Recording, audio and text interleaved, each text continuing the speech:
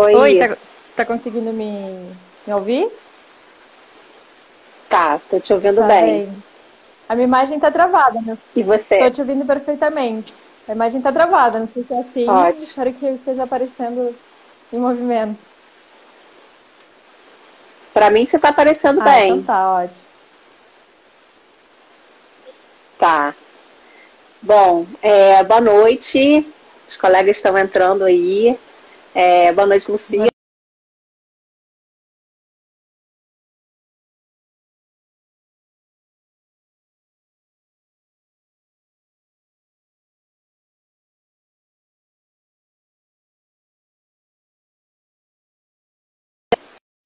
Que ouviu. A Lucia, que é a nossa convidada da noite. É, acho que ela saiu, não sei se ela teve algum problema na internet.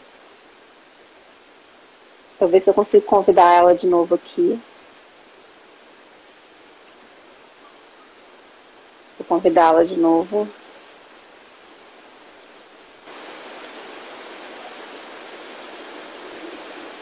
Voltei, eu acho que não sei, desconectou aqui alguma coisa. Tá.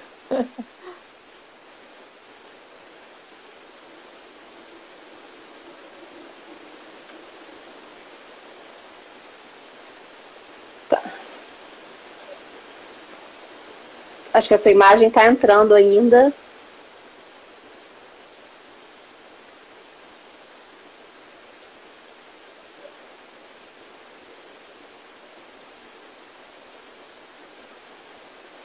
Engraçado, porque eu te vejo perfeitamente, eu me vejo travada, mas eu não sei se vocês me veem assim também.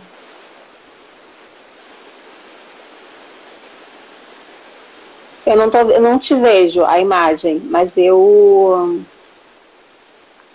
ouço você bem. É, será que eu saio e volto a entrar? Tá acontecendo a mesma coisa que a Dani, né? Pois é. Então sai rapidinho e volta, por favor, que aí siga. Gente, boa noite, todo mundo que está entrando aí. É, a gente está começando a transmissão. A Lucia saiu para tentar entrar de novo porque a imagem dela não estava muito boa.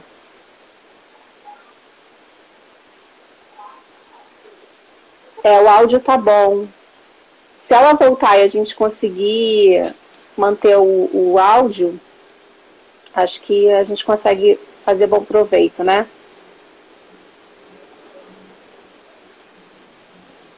Vou chamar ela aqui, rapidinho. Só um minuto. Pronto. Tá, agora Foi. foi. Tá. Então, gente, mais uma edição do INEAC ao vivo. É, essa é a série do INEAC, né?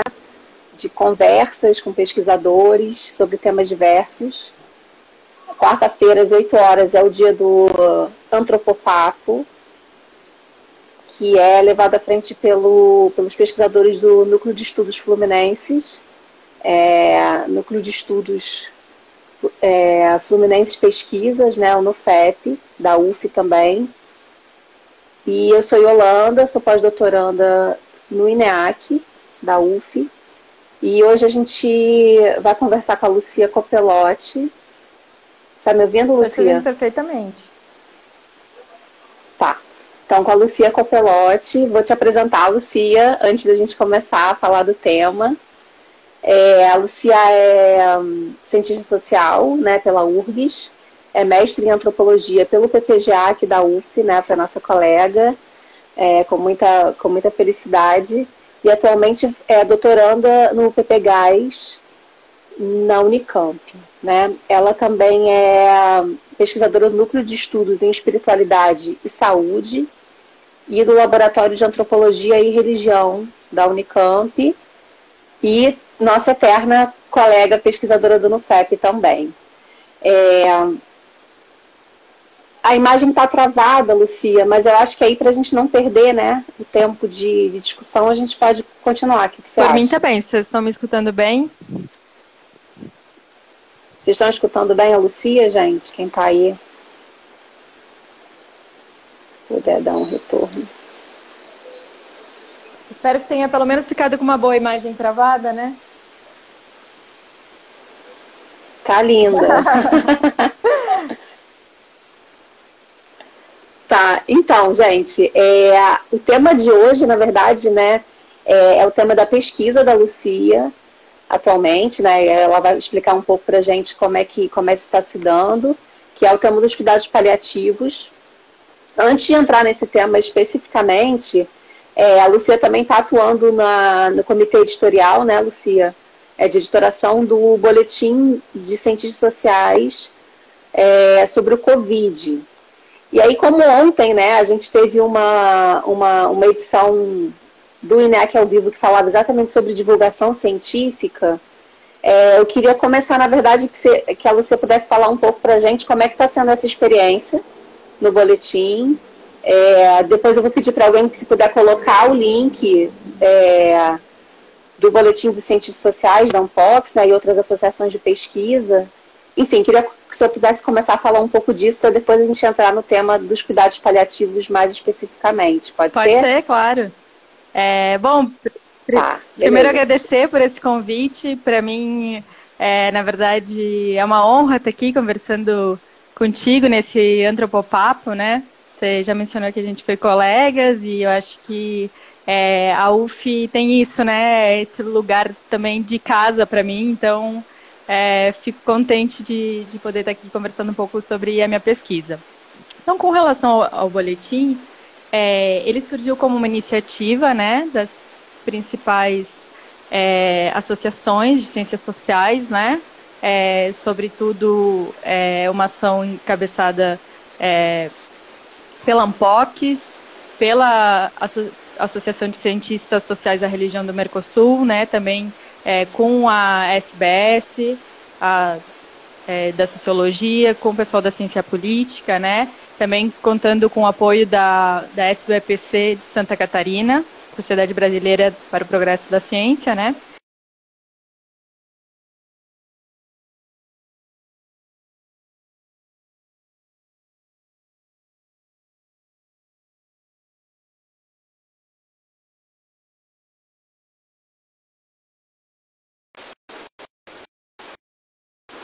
Vivendo, e também um posicionamento político das ciências sociais para marcar a importância das ciências humanas, né, e das ciências sociais na produção de conhecimento, na produção científica. Eu acho que num momento tão fundamental como esse, em que há um ataque claro às humanidades, né? Então, assim, acho que a resposta tem sido muito boa, né? A gente tem um fluxo muito grande, tem recebido um fluxo muito grande de contribuições para o boletim, e também essa resposta, né, das pessoas, também dos autores e autoras, uma resposta positiva de poderem ter um espaço também para um pouco marcar esse posicionamento, né? Então, aproveitando, fazendo jabá, leiam os boletins, compartilhem. Todos os dias tem textos muito bons que refletem sobre esse momento, mas também articulados com temas muito variados das ciências humanas. Comentou o de ontem, e aí eu tô vendo que a Uli colocou ali o link. Então é isso, compartilhem, leiam, divulguem. Ótimo. Aí tem os textos, né, Lucia? E tem um podcast também, né? Um projeto dos podcasts. O podcast, ele surge como uma ideia, sobretudo levada a cabo pelo Rodrigo Toniol, que é meu orientador, e o Felipe Fernandes, que tem trabalhado bastante densamente nisso, recebendo também a contribuição de outros de pesquisadores, né, que às vezes entram em contato com as pessoas, e a ideia, como a própria apresentação diz do podcast, é inverter o vetor, né? Se por um lado a gente tem uma produção reflexiva desde a academia sobre essa relação das ciências sociais com o coronavírus, a do podcast é refletir como as pessoas comuns estão vivenciando esse momento, né? Então, é um pouco da carne, da voz, as pessoas, né? E essas diferentes e múltiplas experiências nesse tempo nessa era da Covid-19, né? Maravilha. Então é isso, assim, um momento de divulgação de projetos de divulgação científica, né, que estão aí acontecendo no âmbito das ciências sociais. A Uli, maravilhosa, colocou o link para gente, então acesse, leiam, ouçam os podcasts. No site do INEAC também, essas lives todas estão sendo gravadas e você pode também ter acesso, enfim, ao conteúdo produzido pelos pesquisadores, né? Então, para falar assim agora sobre o tema, né, da noite, que é o tema dos cuidados paliativos, eu hoje mais cedo estava assistindo uma transmissão, né, uma live com o Antônio Simas e o André Jamaica, né, que são o André Jamaica que é músico, historiador, e o Antônio Simas que é historiador também, em homenagem ao Dia dos Pretos Velhos, né? E aí eles estavam falando exatamente sobre a importância do culto aos antepassados, né? E de como isso é importante nessa cultura, né? Das religiões da Umbanda e tudo. Dessa relação de proximidade com os mortos, né? Com a morte, com o tema da morte, mas também com a possibilidade de uma vida digna, né?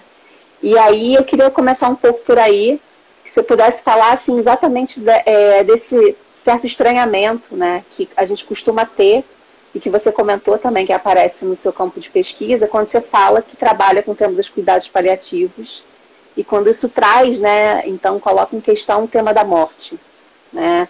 A gente teve aqui também uma transmissão com a Flávia Medeiros, né, que é pesquisadora do INEAC, sobre gestão dos mortos, nesse tempo, né, da Covid, mas também tem a ver com a pesquisa dela no IML, e de como causa esse estranhamento, né, falar de morte, falar de sofrimento, enfim, e como que isso aparece na sua pesquisa, para a gente introduzir o debate sobre os cuidados paliativos. Recentemente, como uma experiência para uma das disciplinas que eu estou cursando, a gente teve que produzir algum texto, em que a gente relatava alguma cena etnográfica.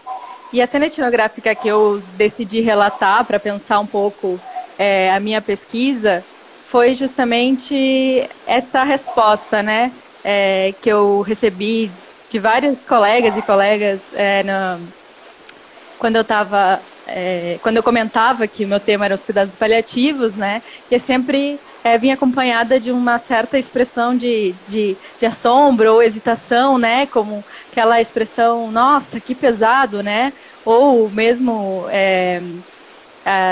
as frases, nossa, eu não poderia trabalhar com isso, assim, isso, questões que eu chegava a escutar e que eu acho que reflete um pouco essa ideia que a gente tem, um pouco essa questão da tensão mesma, né, relativa a trabalhar com essas temáticas, como tu mesma comentava agora, né, do sofrimento, do adoecimento, da questão da finitude, né, mas também eu acho que reflete um pouco o nosso imaginário social sobre a morte, sobre morrer, né? Afinal, são temas que a gente não tem o hábito de falar, né? A gente não tem o hábito de pensar sobre a morte. Quando alguém lança esse tema da morte, sempre fala assim, ih, deixa de falar disso, vira essa boca pra lá, que tá, né? Vou falar de algo mais positivo. A gente está sempre numa relação de evitação com esse assunto. E eu acho que isso é bastante significativo. Interessante que essa semana, né, eu lendo uma das etnografias, das poucas etnografias que tem ativos, que é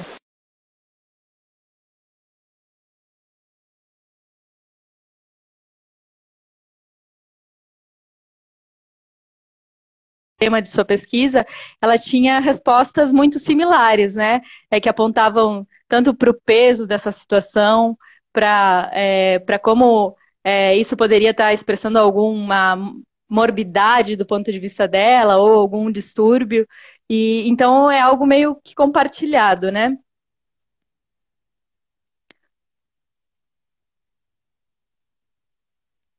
Oi? Para mim, você deu uma travada aqui.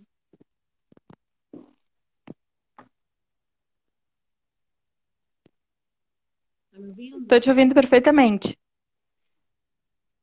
Tá. Se o pessoal tá te ouvindo, tá ótimo. Eu travou aqui um pouco para mim, mas pode continuar. Mas aí como é que a gente faz essa conversa? Você estava falando sobre essa dimensão da evitação, né? Do tema da morte, né?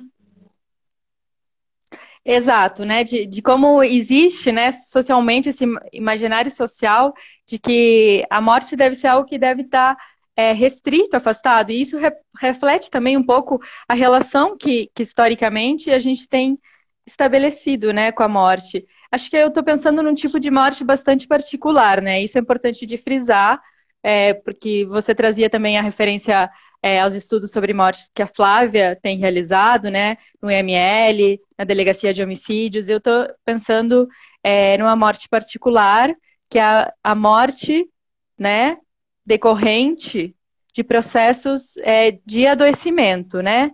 Então, acho que isso é importante frisar. Mas eu acho que é interessante, eu acho que, talvez entrando um pouco na temática, né? É um pouco que, junto com essa questão, né? Eu acho que se por um lado existe nessa afirmação, nessa certa reação dos colegas, né, com relação à morte, né? Eu acho que existe também uma certa mistificação com relação ao que são os cuidados paliativos, né? E talvez a um entendimento equivocado do que seja essa proposta de cuidados, né? Que ao menos que vai ter sua origem com o movimento dos hóspices, lá na década de 60, na Inglaterra, mas que foi evoluindo e que hoje se entende, né, pelo menos desde a última definição oferecida pela Organização Mundial da Saúde, como uma proposta de cuidado que visa o cuidado integral, né, de pacientes e familiares diante de uma doença grave que ameaça a continuidade da vida. Essa seria a ideia dos cuidados paliativos.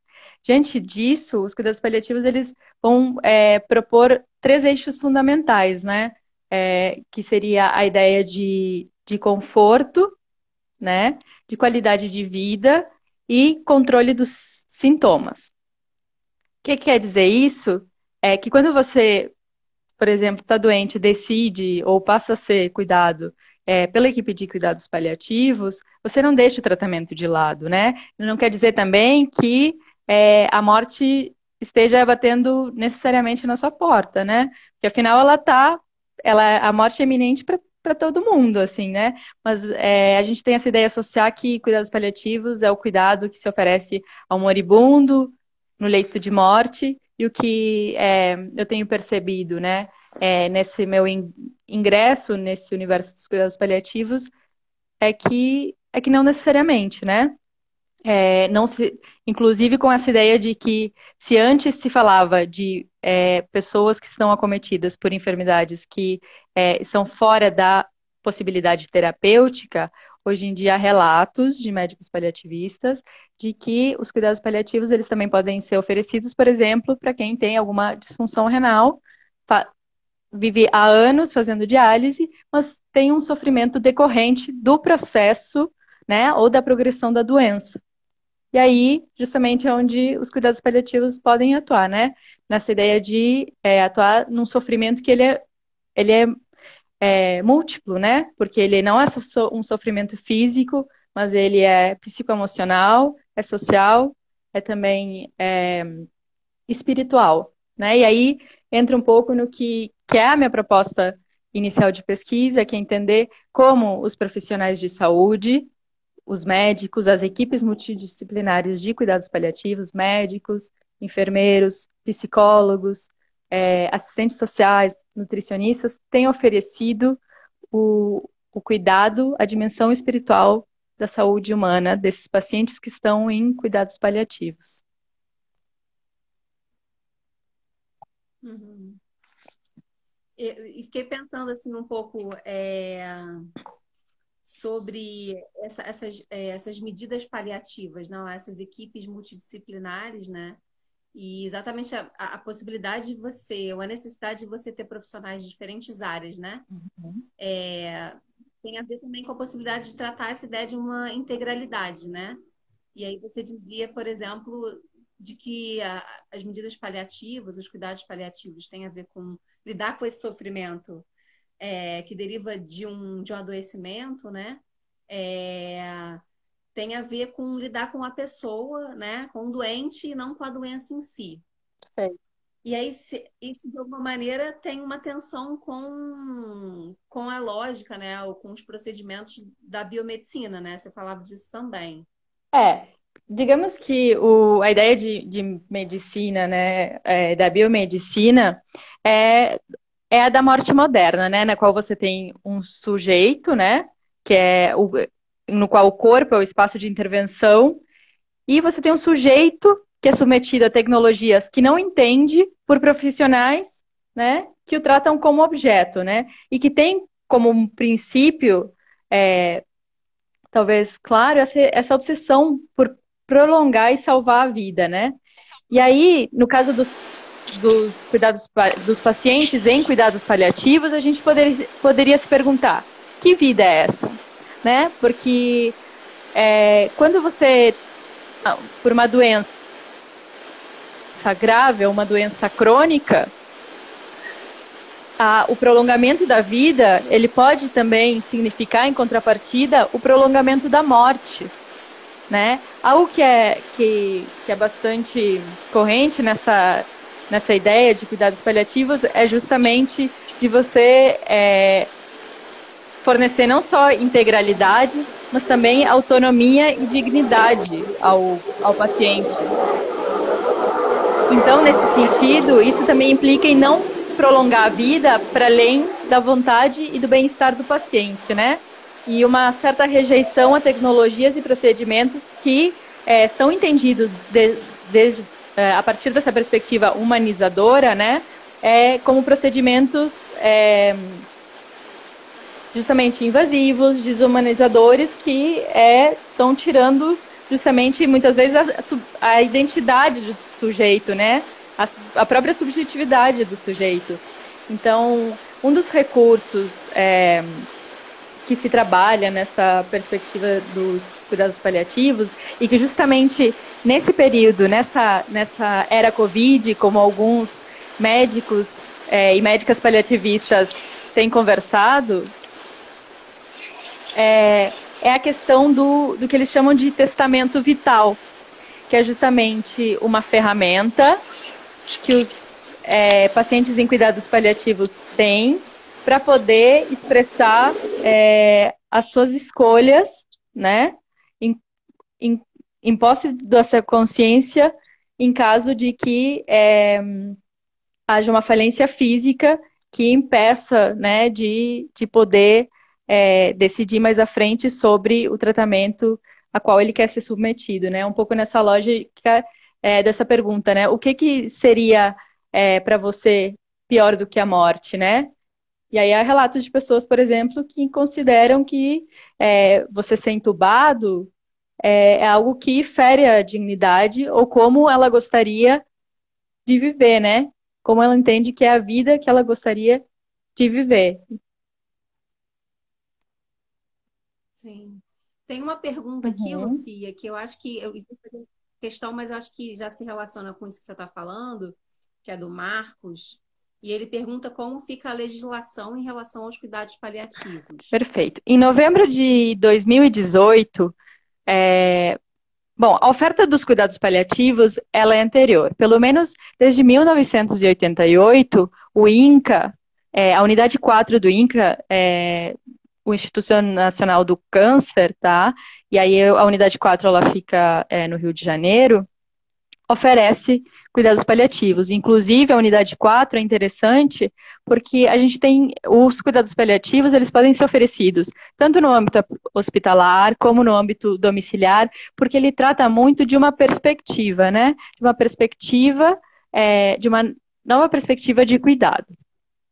Bom, então, as rotinas de cuidados paliativos, elas se institucionalizam no âmbito hospitalar pela década de 90, com a definição dos cuidados, com a inclusão de uma definição pela OMS, e no Brasil é em 2018, então é bastante recente, que acontece a regularização, né, legal da oferta de cuidados paliativos e da profissão, né? Antes havia uma oferta, mas não havia uma normativa. Então, a partir de novembro de 2018, os cuidados paliativos passam a ser uma política pública de saúde, incluindo também a sua integração no SUS.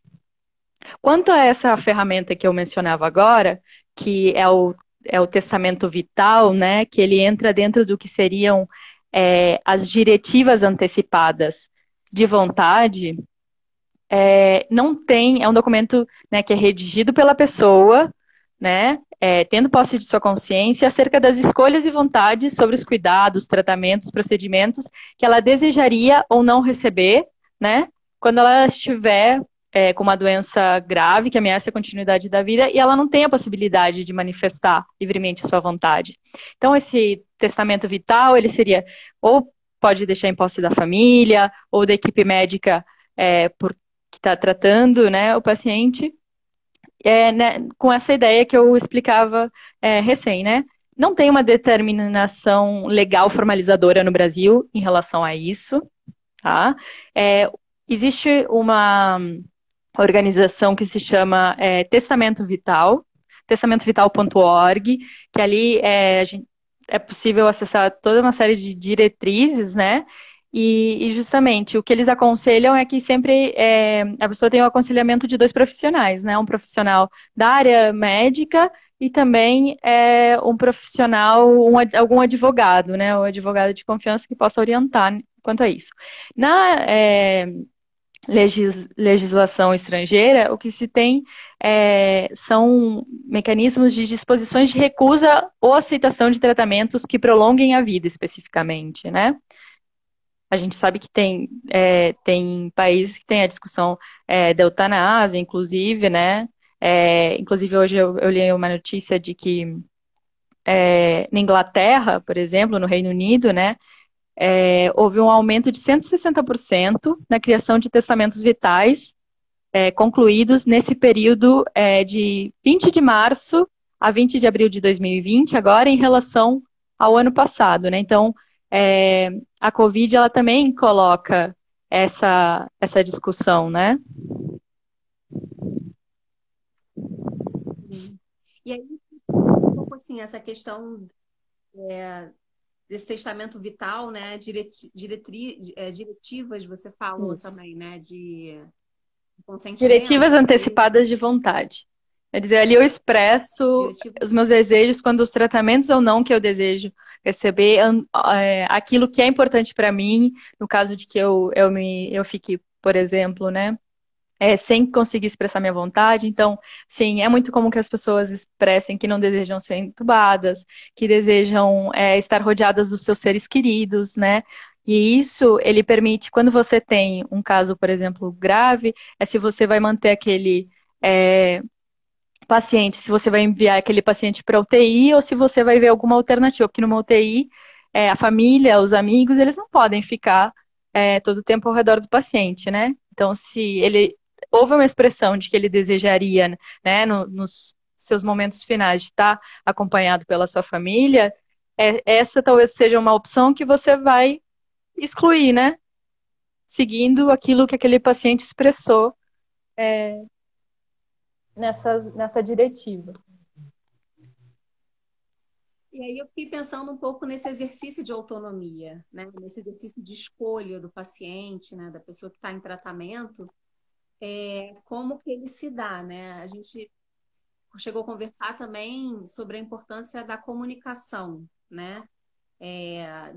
Da informação dada a esse paciente sobre os protocolos, sobre como o atendimento vai ser dado, qual vai ser, né, seria, né, o procedimento X ou Y para o tratamento dele.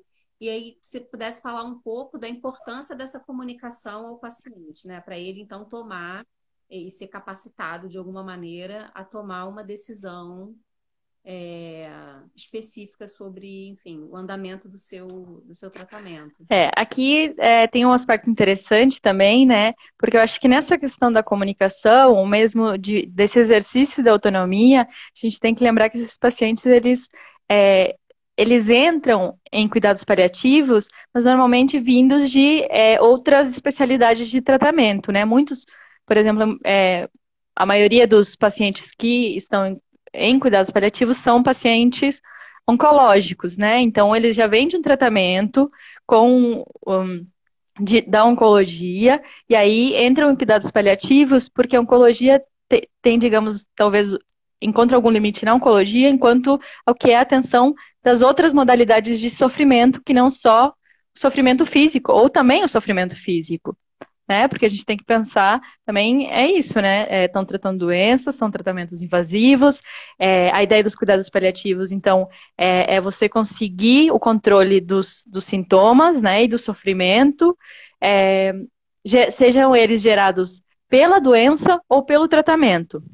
Então, existe uma questão da relação com as outras, dos cuidados paliativos com as outras áreas biomédicas. E aqui é algo interessante, né? Você perguntava essa questão da comunicação e da autonomia.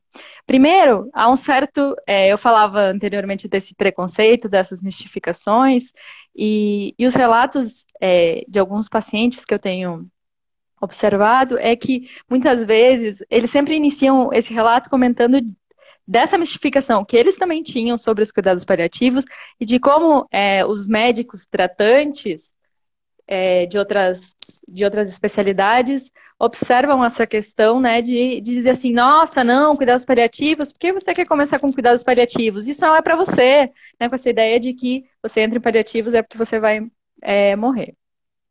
Então, primeiro, existe essa negociação, né, com as outras especialidades médicas, mas a ideia é que os cuidados paliativos, né, especificamente no que é a questão da comunicação, essa comunicação ela seja feita com clareza, né, com respeito tanto à capacidade emocional quanto à capacidade cognitiva. É dizer, você não precisa usar palavras difíceis, né? Se aquele paciente ele está expressando, né, uma vontade de ter entendimento sobre qual é a sua situação, que o médico possa oferecer isso a ele, a família também, né, como uma forma também de oferecer essa qualidade de vida, esse bem-estar, né? Porque eu acho que quando a gente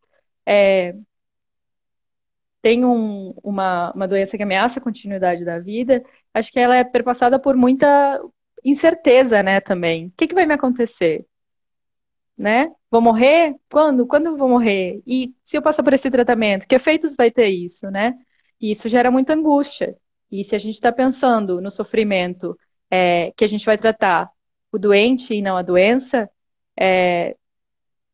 o discurso é que precisa se atender a isso, né? Uhum. Eu botei o fone aqui porque o Fábio comentou que meu áudio estava ruim. Eu acho que tá bom agora, né? Porque eu boto aqui pertinho, dá para ouvir. Eu estou te ouvindo perfeitamente. Espero que eu só esteja travada e que... Não, eu tô te ouvindo. Acho que também as pessoas estão te ouvindo, porque ninguém comentou nada aqui.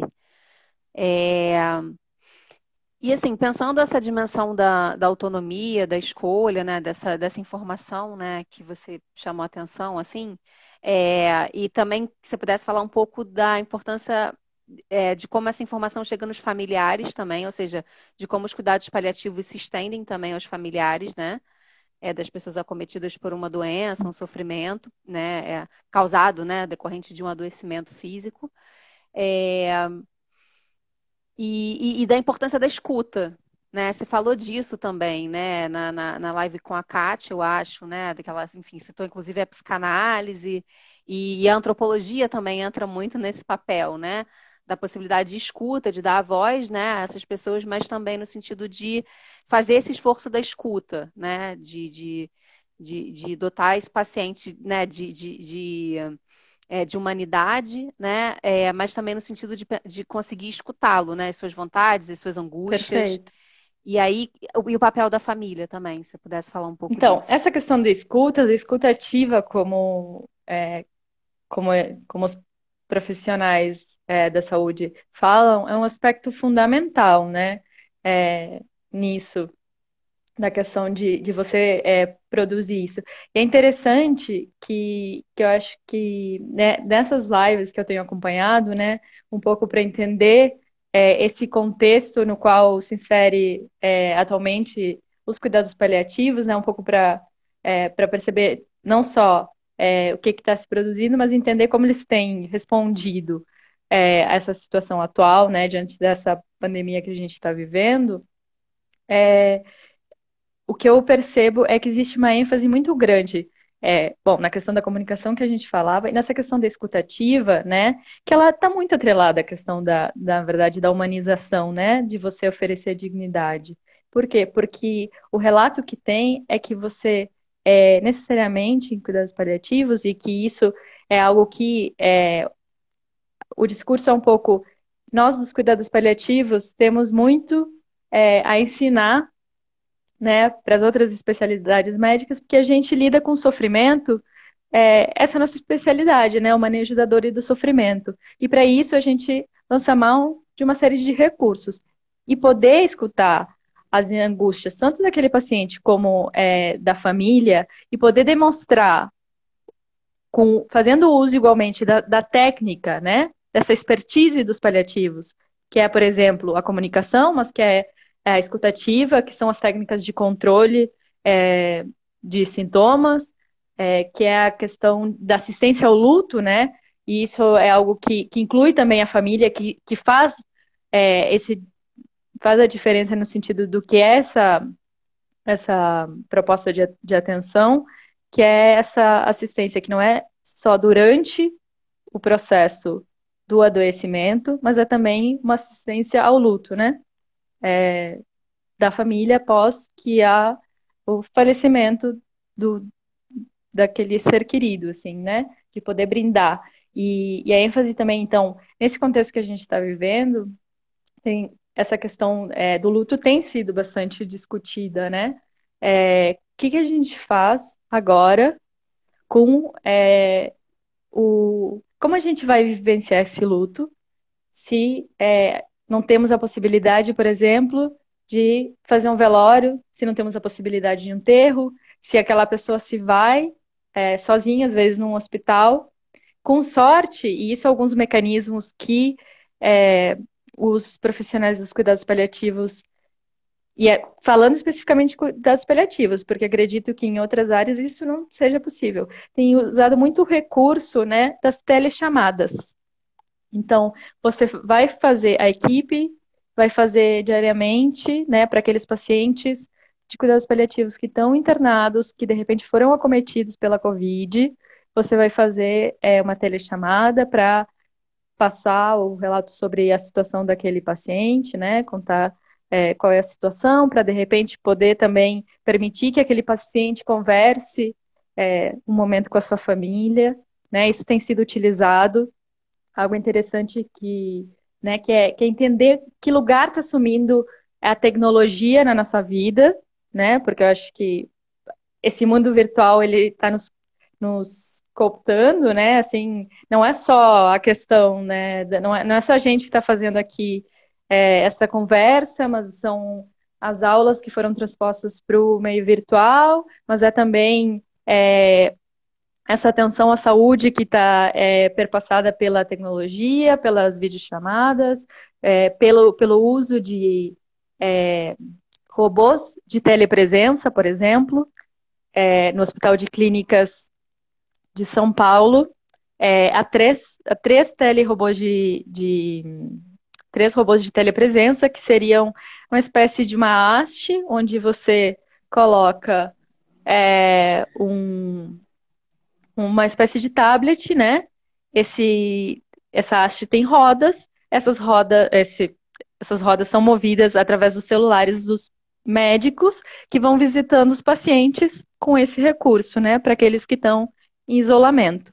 Então, essa é uma dimensão, né, da assistência, e com relação ao luto, o que a gente observa é isso, né? É ter que dar respostas é, a esse momento que a gente não sabe muito bem como atuar, né?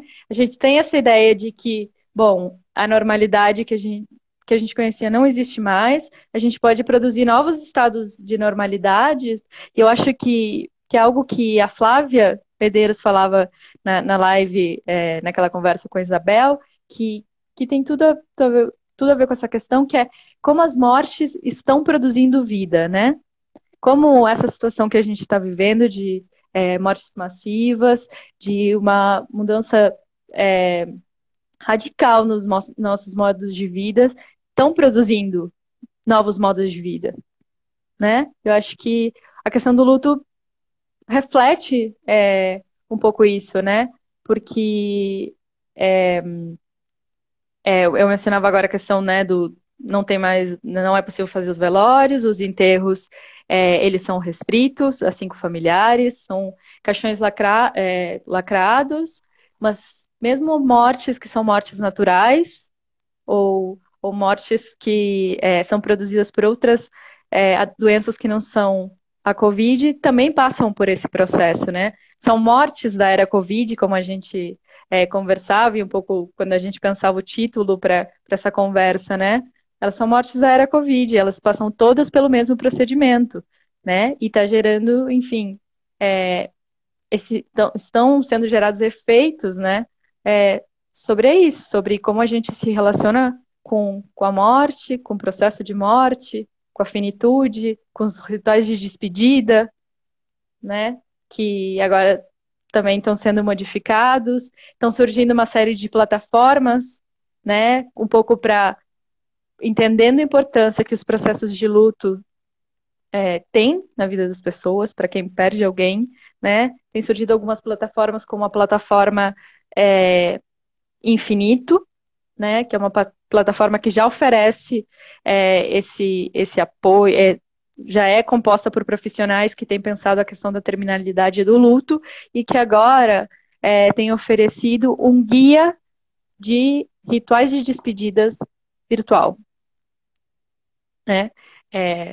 Claramente, assim, eu não sei, a gente não consegue imaginar se isso vai pegar ou não, né? Mas nesse momento tem sido uma estratégia com isso. Tem outra questão, eu não sei se a Débora Diniz, né, a antropóloga Débora Diniz, ela lançou uma conta no Instagram que se chama Relíquias, Relicários, né? E que justamente procura fazer um relicário das mortes dessa pandemia no Brasil, né? Das mortes causadas pela pandemia no Brasil. Então, também, essa série de outras plataformas tem outra conta que é Memorial Inumeráveis, que também a ideia é isso, né? Não são números, são histórias e que buscam criar um registro de memória, trazendo a biografia dessas pessoas, né? E eu acho que tudo isso é uma forma também de politizar essas mortes, né? A gente conversava com a Florência, que é uma das meninas que, enfim, colega na Unicamp e também colega do grupo de pesquisa, na importância da memória como como uma questão política, né? Como um elemento que nos permite também uma reconstrução histórica, né, da memória, para que isso não passe em vão, assim como tem todos os processos de memória das mortes ocasionadas pelos regimes ditatoriais, né, regimes militares ditatoriais. Isso é um outro contexto, mas também a importância de politizar essas mortes, né? Sim. E de como, enfim, isso foi falado também, né, em algumas transmissões que a gente tem feito, né, de como essas mortes, né, têm rosto, têm história, tem vida, né, vidas envolvidas, e como a doença em si, né, ela afeta também de maneira muito desigual, né?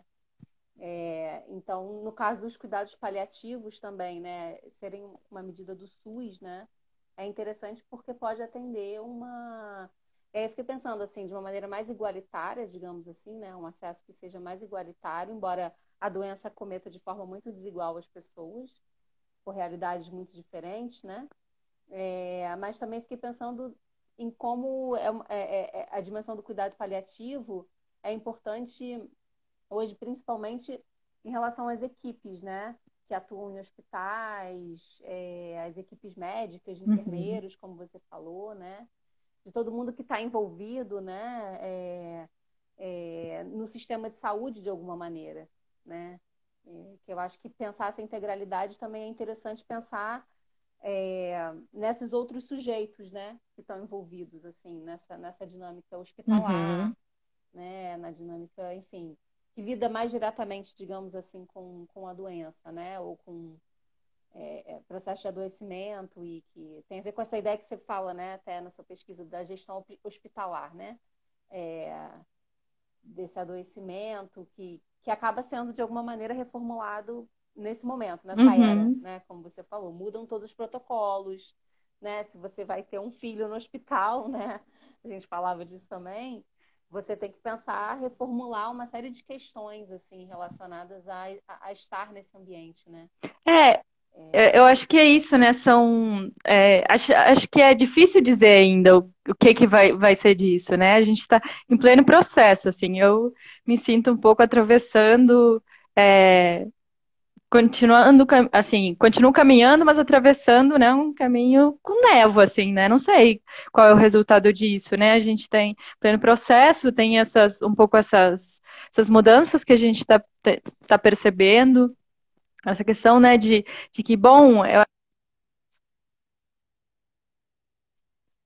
se eu, no início eu falava, né, que a gente não costuma pensar sobre terminalidade, sobre finitude, sobre morte, de alguma forma, todos nós sejamos, né, pacientes com doenças que ameaçam a continuidade da vida, profissionais da saúde, enfim, estamos, né, estudantes, enfim, pesquisadores, estamos sendo obrigados a pensar nessa questão é, da terminalidade e também nesses outros modos de vida, né? Um pouco continuar caminhando, imaginando futuros, assim, e olhando para o que tem surgido, né? Um pouco tentando ordenar, assim, né? O que se vê é isso, né? Estruturas estão sendo movidas, né? As próprias estruturas, né?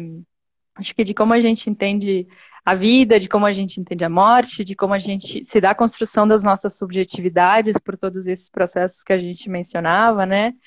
A questão da própria gestão hospitalar. Bom, particularmente, né, a minha pesquisa, enfim, eu tenho uma pesquisa que a proposta é pesquisar cuidados paliativos, como é que eu vou fazer, é, né, com a pesquisa que, a princípio, seria no âmbito hospitalar, sendo que o âmbito hospitalar é um espaço que agora é restrito, está passando por todas essas mudanças, reformulações, enfim, que atravessam, né, que nos atravessam de muitas formas, né? É, Uhum. Teve uma pergunta aqui, eu acho que a gente tem ainda uns 10 uhum, minutos, eu esperei para perguntar uhum, agora mais na frente, que também toca diretamente a sua pesquisa. E achei, antes disso, achei muito interessante e importante você enfatizar essa dimensão da memória, né? E de fazer um registro, né? Desse momento, que seja um registro de memória também, né? uhum. Para a gente não só elaborar o momento que a gente está vivendo presente, mas que isso fique como algo para, né, as próximas gerações e para que nós mesmos possamos mais para frente, né, pensar esse processo todo de maneira talvez mais distanciada, né? Então essas iniciativas todas são muito interessantes. Mas a pergunta que a pessoa fazia é em relação à religião, né? Uhum, E eu sei que esse tema é um tema caro para você, né? Da espiritualidade, mais recentemente, uhum. mas da religião, né? E de como, eu não me lembro exatamente como foi a pergunta, mas se você pudesse falar um pouco isso, dessa dimensão da religiosidade e da espiritualidade que atravessa, né? Esse processo também de vida, mas também de sofrimento, enfim. Bem, bom, vai ser eu acho que eu ainda não tenho as ferramentas suficientes, né, para poder pensar essas coisas articuladas. Mas eu acho que algo importante de destacar, né, É que assim, a gente necessariamente quando a gente pensa em espiritualidade, a gente está pensando em religião. Isso é algo importante. Porque justamente a perspectiva onde eu me coloco para pensar a questão da espiritualidade é a partir dos profissionais de saúde. Quer dizer, historicamente, a gente tem o acompanhamento de figuras, de atores religiosos, né, no leito de morte, é, a pedido, sobretudo, há uma oferta, né, religiosa também aos pacientes, por demanda normalmente, né, uma oferta dessa assistência religiosa, mas o que me interessa pensar é não isso que já há um certo lastro, né, que é de como se dá essa assistência religiosa aos pacientes. É entender como profissionais da saúde estão oferecendo esse cuidado à dimensão espiritual da saúde humana, né? E isso vem, né, isso é importante dizer, a minha pesquisa ela está articulada a uma pesquisa maior, a um projeto maior, que é um projeto que se chama Espiritualidade Institucionalizada, coordenado pelo Rodrigo Toniol,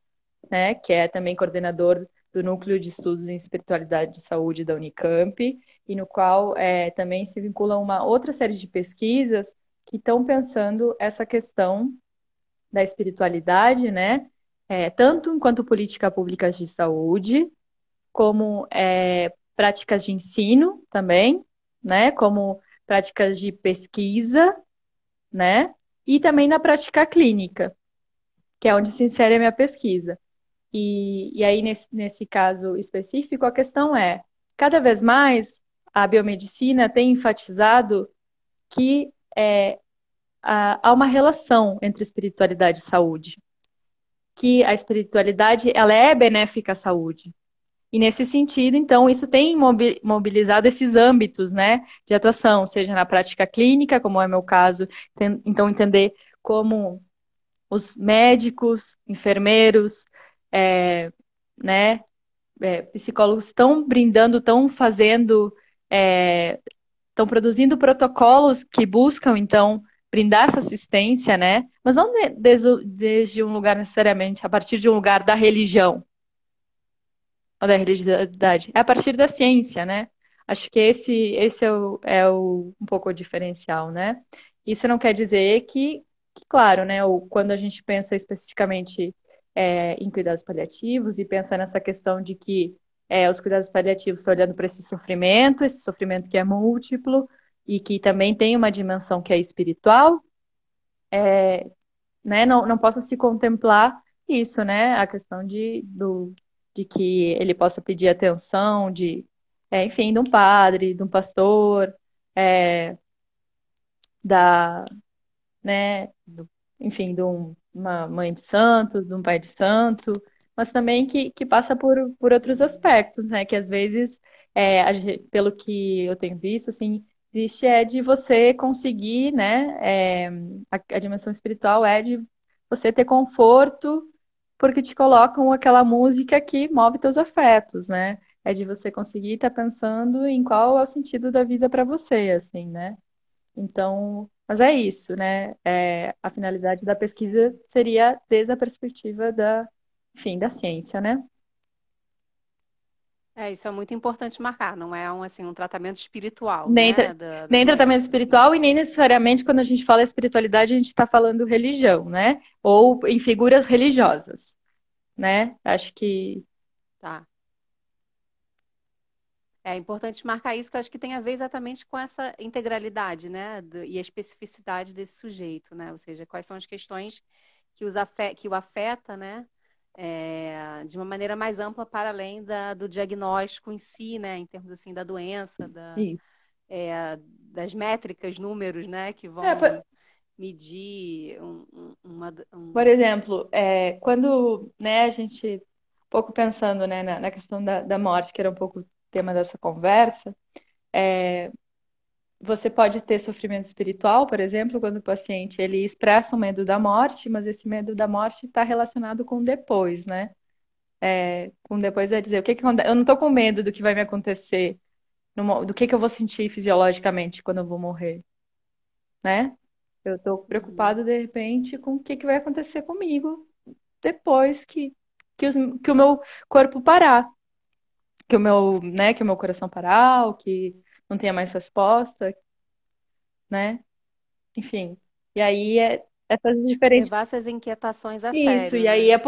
e aí voltamos à questão da escuta, né? Por isso é tão importante criar esse espaço de escuta para que aquela pessoa que está sendo acometida por uma doença em estado progressivo, né? Doença grave em estado progressivo, ela possa se expressar, né? Possa ser atendido e possa ter esse olhar, como você falava, integral, né? Uhum. Que tem a ver também com outro tema, né, que atravessa totalmente a sua pesquisa, assim, tem a pesquisa no campo da saúde, né, que a gente falava disso também, que é o direito à saúde, né, no final das contas também, né. Talvez a gente, se pudesse falar um pouco, pensar essas dimensões todas, né, tem a ver também com garantir um direito à saúde, à vida digna, né, um tratamento. Eu acho que pela própria proposta, né, dos paliativos, eu acho que é interessante e, inclusive, né, como eu estou num processo inicial da minha pesquisa, né, a partir do levantamento bibliográfico que está acontecendo ainda, eu encontrei recentemente uma pesquisa de um doutorando do PPGSA, da UFRJ, que também está se debruçando sobre a questão dos cuidados paliativos, e uma das coisas que ele problematiza é a questão das desigualdades sociais implicadas nessas novas formas de cuidado, né? Dizer que medidas cuidados paliativos são para todos, né? E aí a gente conversava um pouco sobre o processo, alguém perguntou, né, sobre a questão da legislação quanto aos cuidados paliativos.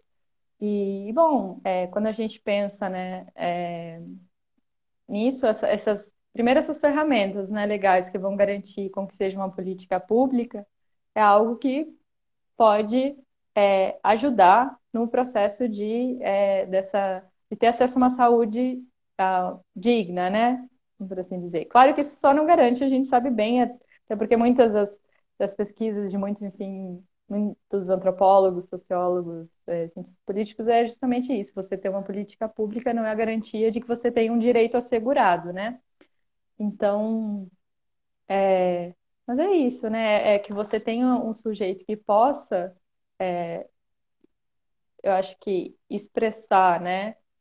Que possa também ter sua identidade respeitada ali, seus valores respeitados, é uma forma, né? De você gerar também dignidade na saúde, que você consiga garantizar que esse sujeito ele não vai ter seu corpo invadido, né?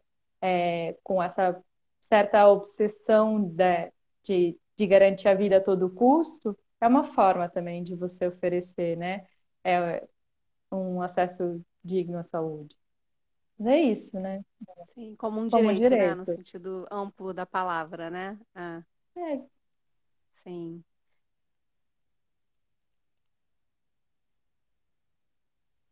Tem, enfim, a Uli fez uma pergunta, mas eu acho que não sei se vai dar tempo de você responder. Talvez depois você possa conversar com ela sobre isso e fique também para suas pesquisas de campo, né?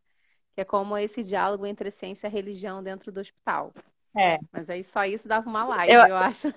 podemos combinar Uli. uma próxima Oli, ou podemos combinar algum GT, algum evento. Mas assim, por enquanto em hospital eu vou ficar devendo, né? Até porque nesse momento, como eu havia mencionado, meu campo tem sido um campo exploratório. Eu iniciei na segunda semana de início do doutorado.